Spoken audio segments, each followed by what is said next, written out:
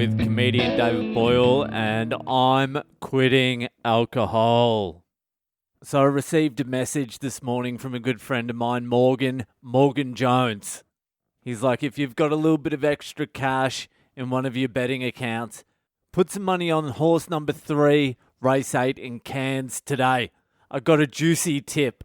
And I'm like, from who? And he's like, a guy named Big Kev. And I'm like, well, you can't really argue with Big Kev, can you? So I was hesitant about this fucking tip, because let me give you a little bit of a history of me and Morgan. I'll give you a little rundown of our punting history together. I've known Morgan now for about 15, 16 years. Jesus Christ, that's a long time. And in that whole entire time, not one solitary single time has he ever given me a winning tip. Not once. And that isn't due to a lack of tips coming my way either.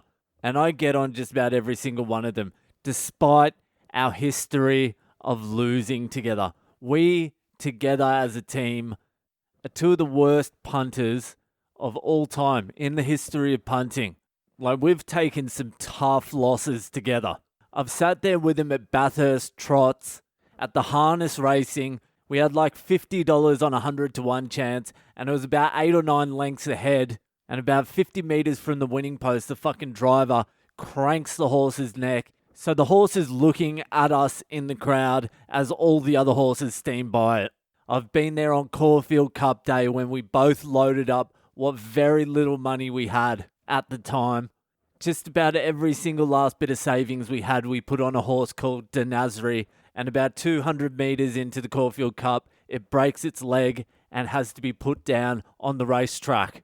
I stood next to him at Bathurst Panthers as he lost a $3,500 multi in the last 4 seconds of a rugby game. Me and him even went into business when we were younger. We put $500 each or $600 each into a betting account and then paid someone €250 to get their tips. And I went away for 5 or 6 days and there was no phone reception, and I come back and there was $15 in the fucking account. They are just a few of the examples. I could do a whole fucking episode on the losses we've taken. We used to live together and his pay would come in on a Wednesday. So on a Tuesday night, we would be out till 12 o'clock, and as soon as 12 o'clock would hit, his pay would be available. And then we would burn it all that night on roulette and drinking and whatever Wednesday night gambling we got into. And then Wednesday morning, on his payday, he would wake up broke. That's a full 7 days with no money. And we got paid alternate weeks, and I would do the same the next week. So given that history, wouldn't you think when you get a tip like that from a guy named Big Kev, wouldn't you just ignore it? Or would the heart start beating a little bit faster? Would the endorphins and serotonin start flooding into the brain for the first time in 9 months? Would you go directly to your sports account and check how much money you got left? Would you check and there's $150 fucking dollars in there? Then would you start negotiating with yourself, how much should you put on? How much should you put on? You know the history.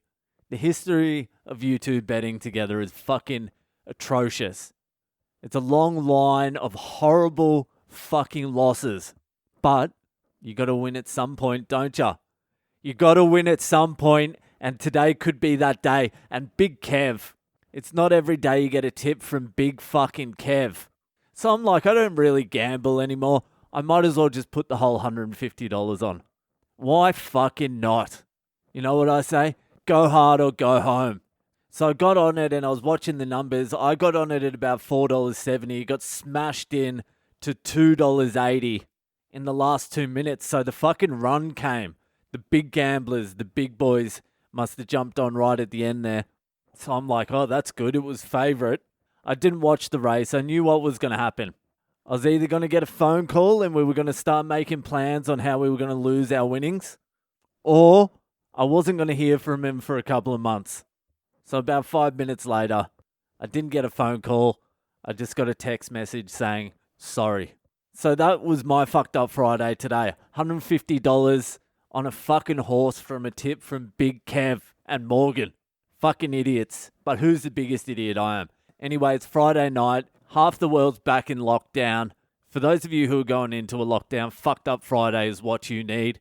for those of you who aren't in a lockdown, Fucked Up Friday is what you want. So this week's Fucked Up Friday story was sent in from Canada, the land of Norm MacDonald. I'm not too sure where in Canada, but thank you for sending in a Fucked Up Friday story. If you want to send in a Fucked Up Friday story, just send it into my social media. I'm Boyle Comedy on Instagram, Facebook and Twitter. Get your Fucked Up Friday stories in. The Canadian wants to remain anonymous, but doesn't mind if his two brothers get named, which I respect.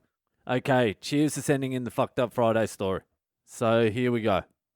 So my stepsister, ooh, good start. I like where this is going already. Cruel intentions, yeah?